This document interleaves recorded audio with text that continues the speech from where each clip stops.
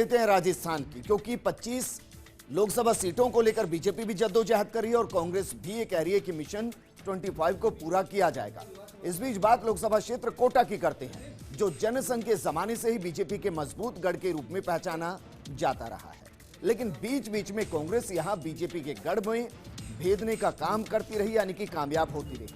लेकिन इस बार यहां कांग्रेस को तगड़ा झटका चुनाव से पहले ही लग चुका है, जब 2 बार इस संसदीय सीट से कांग्रेस के प्रत्याशी रहे पूर्व सांसद इजयराज सिंह पाला बदलकर बीजेपी के पाले में चले गए। लेकिन इस दल बदल ने बीजेपी की अंदरूनी सियासत को भी गरमाने का काम किया है। ये रिपोर्ट है। कोटा और बूंदी जिलों को मिलाकर बनी कोटा बूंदी लोकसभा सीट पर इस बार सियासी समीकरण रोचक हो चले हैं। लोकसभा चुनाव 2014 में बीजेपी के ओम बिरला सांसद चुने गए। बिरला को 6,44,822 वोट मिले थे। कांग्रेस के प्रत्याशी इजयराज सिंह को 4,44,040 वोट मिले थे। लेकिन कोटा की राजनीति में कुछ ऐसा उलटफेर आया कि एक दूसरे के आमने सामने लड़ने वाले बिरला और इजयराज सिंह एक ही पार्टी में रह गए। और ऐसा संभव हुआ विधानसभा चुनाव से ऐन पहले इजयराज सिंह ने अपनी पत्नी कल्पना देवी के साथ कांग्रेस से पाला बदलकर बीजेपी में आने का फैसला लिया। लेकिन लोकसभा चुनाव के नजदीक आने के साथ ही अब कोटा की सियासी हवा में सवाल उठने लगा है कि क्या इजयराज सिंह बीजेपी में लोकसभा टिकट की शर्त मनवाकर पार्टी में आए हैं, या फिर कोटा से ओम बिरला ही एक बार फिर से बीजेपी के लोकसभा प्रत्याशी होंगे। इसके अलावा भवानी सिंह राजावत और प्रहलाद गुंजल भी लोकसभा का टिकट मांग रहे हैं। यानी इस बार कोटा सीट पर सबसे पहले तो मुकाबला बीजेपी के अंदर ही नजर आ रहा है कि आखिर इस सीट के लिए जंग में क्या अपने को घायल करने वाले हैं। क्योंकि भवानी सिंह की विधानसभा सीट से बीजेपी ने इजयराज की पत्नी को विधानसभा का चुनाव लड़ाया था, तो क्या बदले में भवानी सिंह को लोकसभा लड़ाया जाएगा? इस बीच क्या इजयराज सिंह लोकसभा लड़ेंगे या फिर शाह के नजदीक ओम बिरला ही दोबारा मैदान में होंगे? लेकिन बीजेपी की सियासी उलझन से इतर कांग्रेस प्रत्याशी को लेकर पसोपेश में है, क्योंकि इजयराज सिंह कोटा सीट से लगातार 2 बार सांसद प्रत्याशी रही हैं। इस बार भी कांग्रेस का टिकट उनको ही मिलना तय था, लेकिन इजयराज के पाला बदलने से कांग्रेस को भी प्रत्याशी की नए सिरे से खोज करनी पड़ रही है। इस दौरान इत्तेफाक की बात है कि फिलहाल निर्वाचित कांग्रेस के 2 विधायक शांति धारीवाल और रामनारायण मीणा दोनों कोटा से कांग्रेस के सांसद रह चुके हैं। लेकिन धारीवाल के कोटा से लोकसभा चुनाव लड़ने की संभावना न के बराबर है। तो विधायक को सांसद का चुनाव नहीं लड़ाने की कांग्रेस की नीति से पीपलदा से कांग्रेस के विधायक रामनारायण मीणा भी मैदान से बाहर होते दिखाई दे रही है। ऐसे में कांग्रेस को कोटा लोकसभा सीट से प्रत्याशी की तलाश के लिए माथापच्ची करनी पड़ रही है। वहीं एक प्रबल संभावना इस बात की भी पैदा हो रही है कि इस सामान्य सीट से कांग्रेस कोई आरक्षित श्रेणी के प्रत्याशी को टिकट दे सकती है। रिटायर्ड आरएएस अधिकारी आरडी मीणा जैसे कई दावेदारों के नाम इस समीकरण में भी चर्चा में है। यानी कुल मिलाकर कोटा लोकसभा क्षेत्र के लिए इस बार के सियासी समीकरण बीजेपी और कांग्रेस दोनों ही दलों के लिए उलझे हुए हैं। लेकिन आखिर में आपको परिचय इस लोकसभा सीट के प्रोफाइल से कराते हैं।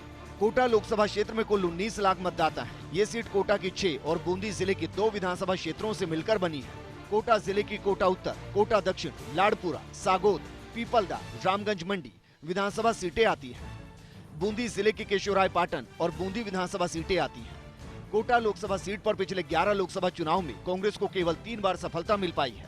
इस सीट से निर्वाचित सांसदों का ट्रैक कुछ इस तरह रहा कि कोटा लोकसभा क्षेत्र से कांग्रेस के ओंकार लाल बैरवा लगातार 4 बार सांसद रहे। वहीं बीजेपी के दाऊ दयाल जोशी लगातार 2 बार और बीजेपी के ही के गोयल और रघुवीर सिंह कौशल 2 बार सांसद रहे। फिलहाल यहाँ से बीजेपी के ओम बिरला सांसद हैं। जरा इस सीट का सियासी इतिहास भी आपको बताते हैं। 1952 में राम राज्य परिषद से राजचंद्र सिंह सांसद बने। 1957 में कांग्रेस से ओंकार लाल बैरवा सांसद बने। 1962 में कांग्रेस से ओंकार लाल बैरवा सांसद बने। 1971 में कांग्रेस से ओंकार लाल बैरवा सांसद बने। 1977 में जनता पार्टी से कृष्ण कुमार गोयल सांसद बने। 1980 में जनता पार्टी से कृष्ण कुमार गोयल सांसद बने। 1984 में कांग्रेस से शांति धारीवाल सांसद बने। 1989 में कांग्रेस से वैद्य दयाल जोशी सांसद बने। 1991 में बीजेपी से वैद्य दयाल जोशी सांसद बने। 1996 में बीजेपी से वैद्य दयाल जोशी सांसद बने। 1998 में कांग्रेस से राम नारायण मीणा सांसद बने।